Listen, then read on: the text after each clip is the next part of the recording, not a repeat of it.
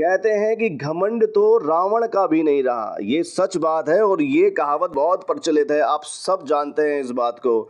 ऐसे ही वन में एक बार एक बहुत बड़ा बब्बर शेर, जो कि एक गाय के पीछे, बेचारी गाय के पीछे दौड़ पड़ा उसको अपना भोजन बनाने के लिए।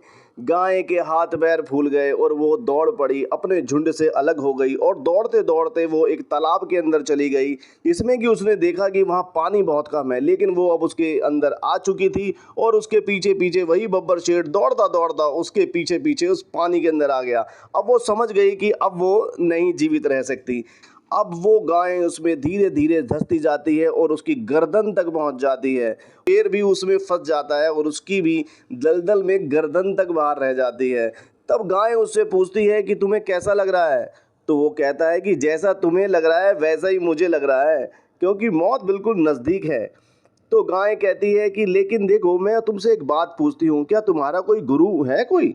तो वो कहता है कि नहीं नहीं, मेरा कोई गुरु क्यों होगा, मैं तो इस वन का राजा हूँ, तो मेरा कोई गुरु कैसे हो सकता है? तो वो कहती है मेरा तो गुरु है, मेरा ग्वाला। जी हाँ, वो शाम तक जब वो मुझे देखेगा कि मैं उसके पास नहीं पहुंची, तो वो दौड़ कर यहाँ आएगा और मुझे देखेगा कि मैं दलदल में फंसी हुई हूँ, तो वो मुझे यहाँ से निकाल लेगा। लेकिन तुम्हारा कोई गुरु नहीं है, तुम कितने भी ताकतवर हो लेकिन तुम्हें कोई बचा नहीं पाएगा। और सेम यही हुआ। वहाँ से ग्वाला आया, ग्वाले ने जैसे ही अपनी गैया को वहाँ फंसा हुआ देखा, उसने उसको जैसे तैसे रस्सा डालकर उसको खींच लिया और उसको बचा लिया। और वो सिंह को नहीं बचा पाया, क्योंकि वो डर गया, क्योंकि उसको बचाया तो वो उसको ही ना खा जाए।